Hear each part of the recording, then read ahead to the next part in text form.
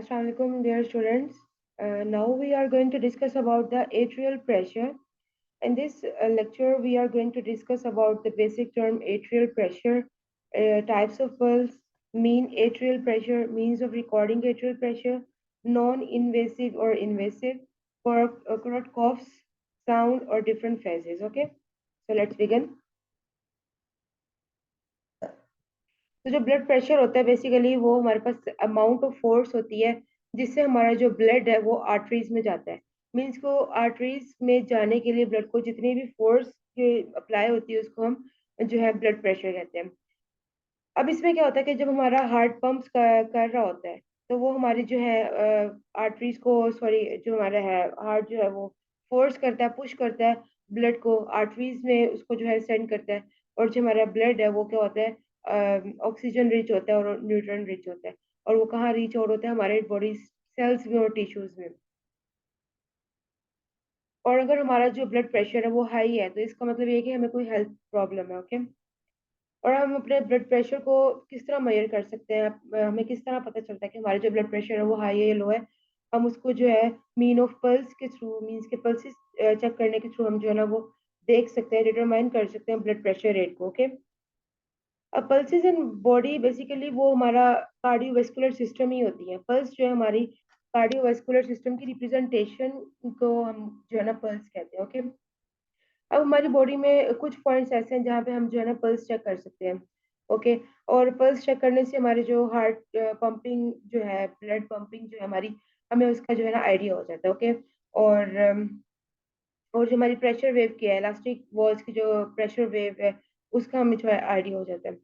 अब इसमें जो कुछ पॉइंट्स हैं हमारे, उसमें हमारा इंक्लूड होता है रेडियल आर्टरी, जो रिस्ट आर्टरी हमारी, कैरोटिड आर्टरी नेक पे है, और ब्रेकियल आर्टरी जो है हमारी, और फीमोरल आर्टरी है, पोप्लिटियल आर्टरी है, और डोर्सिलस पैडिस और पोस्टीरियर टिबियल आर्टरीज हैं, एब्डोमिनल एरोटा आर्टरी है। इनके थ्रू हम जो है ना, इन पॉइंट्स के थ्रू हम जो है ना पल्स चेक कर सकते हैं। एट्रियल पल्स पल्स की अगर हम बात करें, अब इसमें क्या होता है कि हमारे पास जो पल्स पॉइंट है, जहाँ पर हमारे जो आर्टरीज एक्सपेंशन जो हम मेजर कर रहे हैं, उसकी जो पल्स मेजर कर रहे हैं, उसको हम क्या कहते हैं, एट्रियल पल्स कहते हैं। और जो हमारी आर्टरी एक्सपेंडेड कर जाती है through sudden ejection of the blood, और जो हमारे इसमें ट्रांसमिट हो रहा होता है, हमारे जो एट्रियल सिस्टम में जो ब्लड ट्रांसमिट हो रहा होता है, उसके जो है हमारे जो है ना इसके थ्रू हम जो है ना पल्स को फील कर सकते हैं।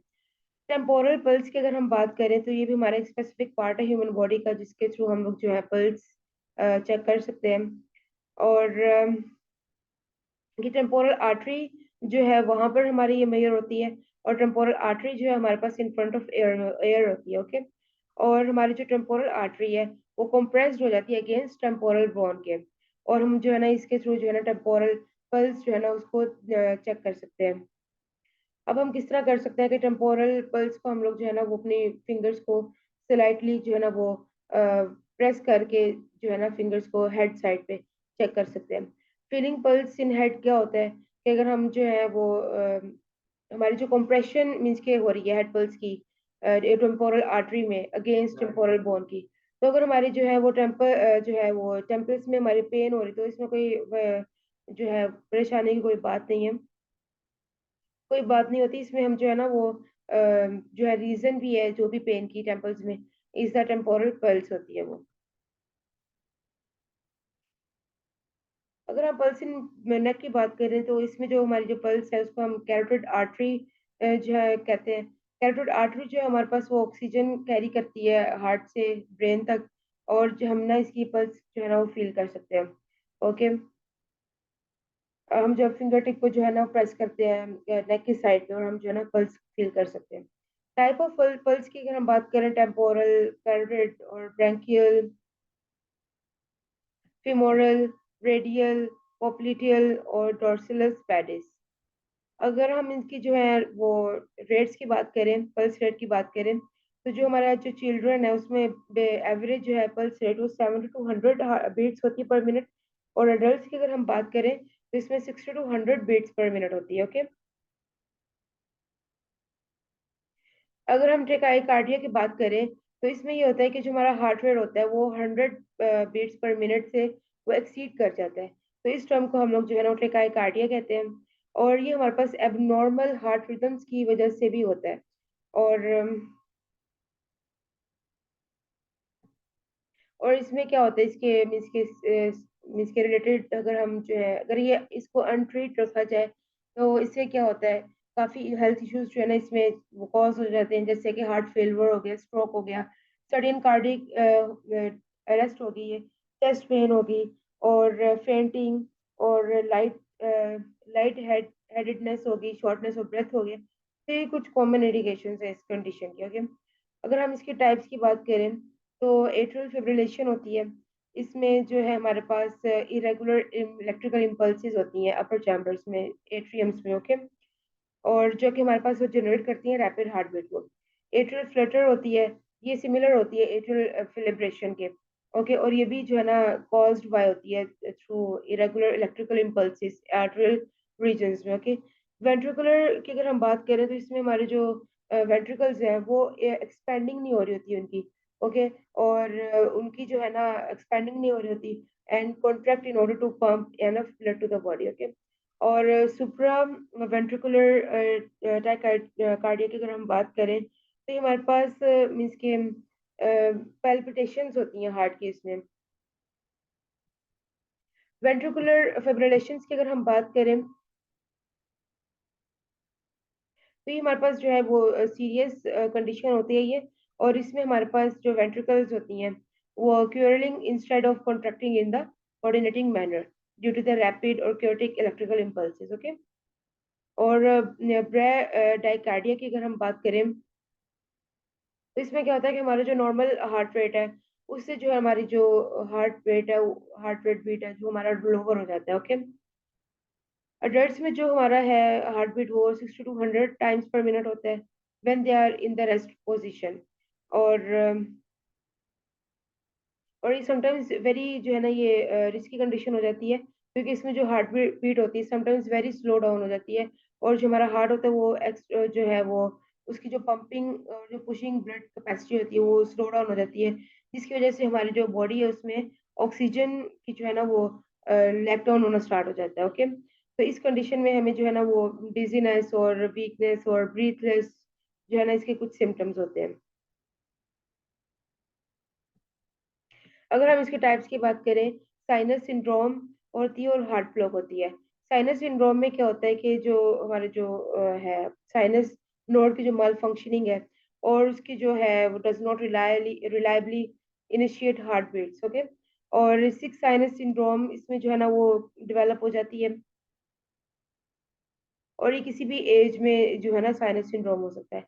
हार्ट ब्लॉक की अगर हम बात करें तो इसमें टोटल या पार्शियल जो है ना वो इलेक्ट्रिकल इम्पल्सिस की स्टॉपेज हो जाती है वेंट्रिकल्स में, जो कि हार्ट ब्लॉक की जो है ना वो कॉज बनता है ये। और ये जो है ना इरेगुलर हार्ट बीट का भी जो है कॉज बनता है। बेसिकली जो हार्ट कार्डिक ब्लॉक होता है can occur at the birth. Okay, और इसमें हार्ट इलनेस होती है। ओके, जो कि इसकी कॉजेज बनती हैं। मेन एट्रियल प्रेशर की अगर हम बात करें तो ये it is the average atrial pressure through out one cardiac cycle, systole और डायस्टोल। ओके, तो means of recording atrial pressure की अगर हम बात करें तो हम जो है स्फेगो वो मैनोमीटर को हम यूज करके हम जो है वो सिस्टोलिक और डायस्टोलिक ब्लड प्रेशर को हम मेजर कर सकते हैं। ओके,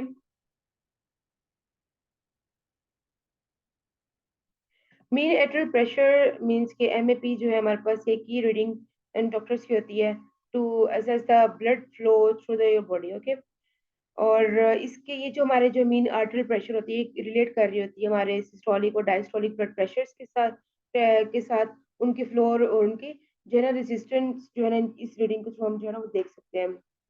ऑटोमेटिक ब्लड प्रेशर की अगर हम बात करें तो ये मॉनिटर करता है हमारी सिस्टोलिक और डायस्टोलिक ब्लड प्रेशर रीडिंग्स को। और इसमें क्या होता है कि मैं एमएपी जो हमारे पास जो है कैलकुलेशन, देन हमारे जो डॉक्टर्स होते हैं उसको चेक करते हैं, और वो जो है ना वो चेक करते हैं कि हमारी जो ब्लड फ्लो है, जो हमारी जो ब्लड सप्लाई है उसमें जो है वो मेजर ऑर्गन्स तक वो किस लेवल की है। ओके, और उसकी जो है ना रेजिस्टेंस और जो इसका प्रेशर है फ्लो का, वो भी इसमें देखते हैं। जो रेजिस्टेंस है वो ये होती है जिसमें हमारी जो विड्थ होती है ब्लड वेसल्स की, जो इम्पेक्ट कर रही होती है ब्लड फ्लो को, ओके। और इसमें अगर हम देख लेते हैं कि अगर हमारी वो नैरोइंग हो गई है आर्टरीज, नैरोइंग कॉज हो गई है, तो उसमें हमारे जो ब्लड फ्लो है वो हमारा हार्डर हो जाता है उसमें, ओके। तो हमारी जो ऑक्सीजन कैरिंग कैपेसिटी है वो लो हो जाती है।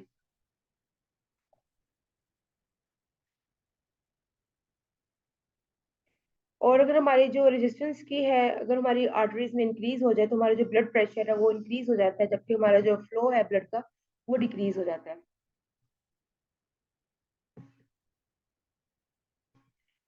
नॉर्मल की अगर हम इसकी बात करें तो इसका 60 एच ट्रस्टेड सोर्स जो है इसका है। और अगर हम इसकी हाई रेट की बात करें तो ओवर 100 एच। और इसमें जो है ना वो इंडिकेट करता है ये प्रॉब्लम्स को आर्टरीज में। और इसमें जो है हार्ट अटैक, किडनी फेलियर और हार्ट फेलियर जो है इसके रिस्क होते हैं। लो की अगर बात करें तो 60 बिलो होता है इससे। और इसमें जो है ना वो सेप्सिस हो गया, स्ट्रोक हो गया, इंटरनल ब्लीडिंग जो है ना इसमें इसका रिस्क होता है। और इसमें जो है ना वो परमानेंट ऑर्गन डैमेज और का भी रिस्क होता है इसमें। बिकॉज हमारा जो ब्लड फ्लो है वो लो हो जाता है नॉर्मल वैल्यू से। वो जो हमारे ऑर्गन्स तक वो नॉर्मल, सॉरी, हमारे ऑर्गन्स तक रीच आउट नहीं कर पाता, तो विदाउट न्यूट्रिएंट्स और ऑक्सीजन हमारे जो ऑर्गन्स है वो डैमेज होना स्टार्ट हो जाते हैं, ओके। इसकी कैलकुलेशन है कि हम लोग जो है डायस्टोलिक ब्लड प्रेशर को और सिस्टोलिक ब्लड प्रेशर वैल्यूज को हम जो है इस इक्वेशन में हम इस तरह कैलकुलेट कर सकते हैं।